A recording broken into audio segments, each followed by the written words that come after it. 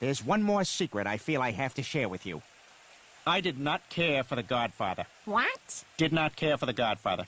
How can you even say that, Dad? Didn't like it. Peter, it's like the perfect movie. This is what everyone always says. Whenever they say, "Oh, Robert De Niro, Al Pacino. I mean, you listen- never see Robert Duvall. I know.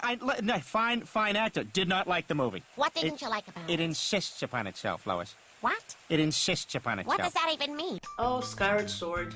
One of the most polarizing Zelda games to ever exist.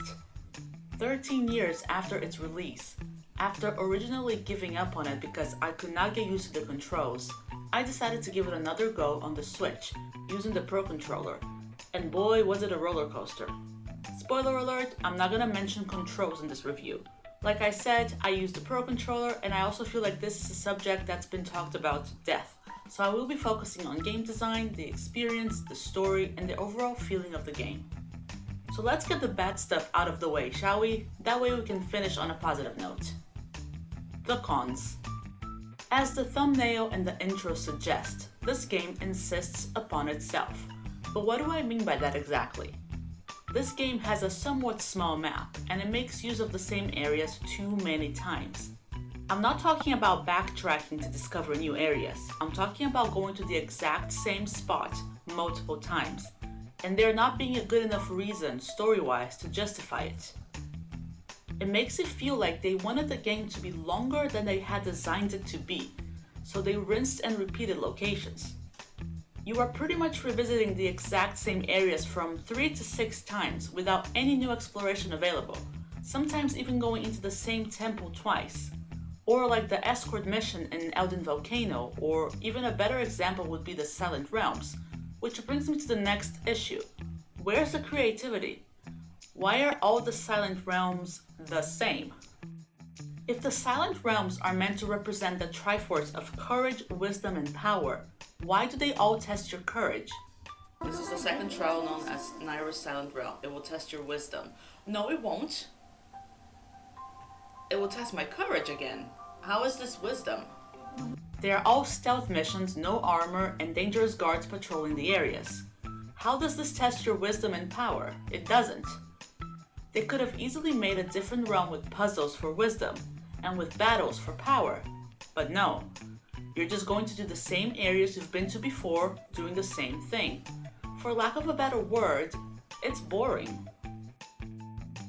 The same thing can be said about boss battles in this game. Why are we fighting the same enemies so many times? I'll give Girahim a pass because he is the antagonist moving the story forward. But what about the others? Why are we fighting the imprisoned 3 times? The fights aren't even that different from each other, and the second and third fight happen almost one right after the other. It's grueling, and it doesn't feel rewarding. They do this with mini-bosses too, like with Modorak, who is originally the final boss of the Lanayru mining facility, and then randomly, for no good reason given, appears as a mini-boss in the shipyard. Could they not have designed a different sand creature to put there? It's recycling at its worst. Is this the temple boss? Why? Why? What?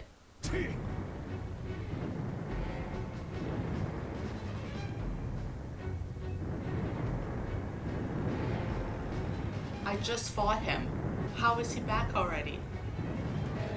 At the final dungeon, Skykeep, you also get a sequence of repeat mini-bosses, like the Stallmasters and the Pirate from the Sand Ship.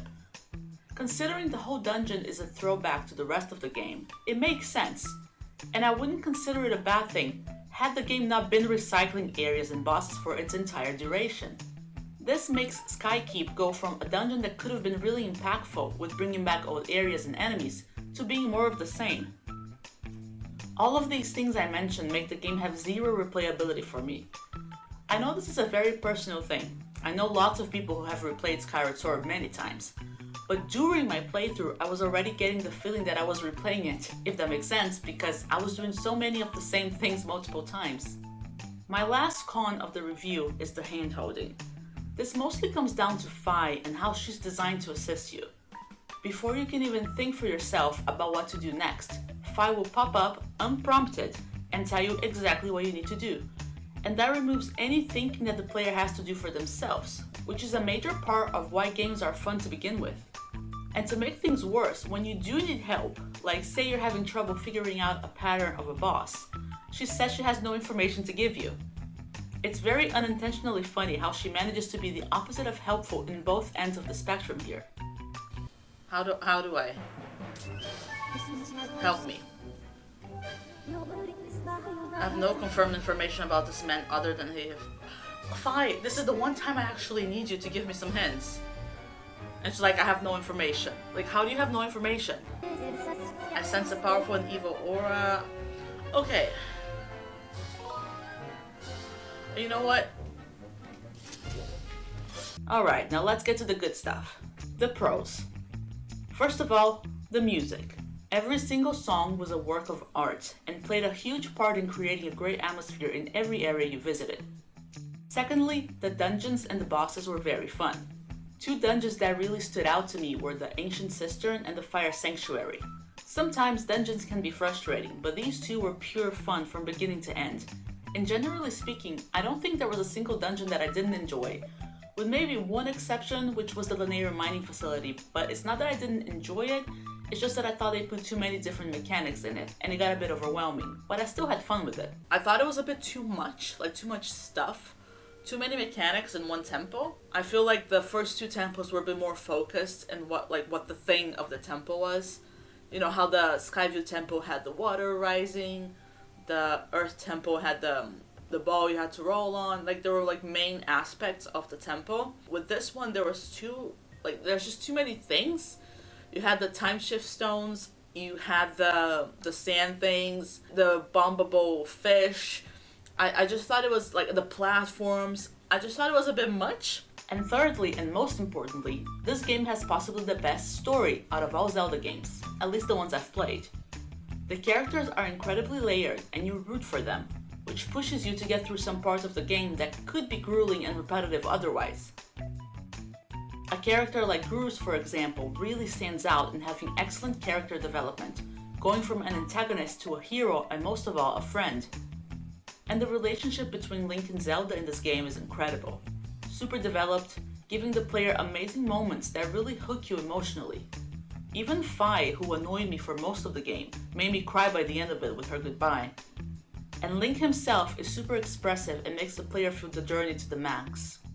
So the question is, do the dungeons, atmosphere, characters, and story make up for the weak design and lack of creativity in the game? I want to say yes. Because the moment I finished the game, the overwhelming feeling I felt was a positive one. I finished the game being glad I played it, even if I don't want to replay it. It was a solid Zelda experience that, although limited and frustrating, still warmed my heart and gave me fun moments. I'm giving Skyward Sword HD a 6.5 out of 10, which at the end of the day is a good score. What are your thoughts on Skyward Sword? Let me know if you agree with my points in the comments, and thanks for watching.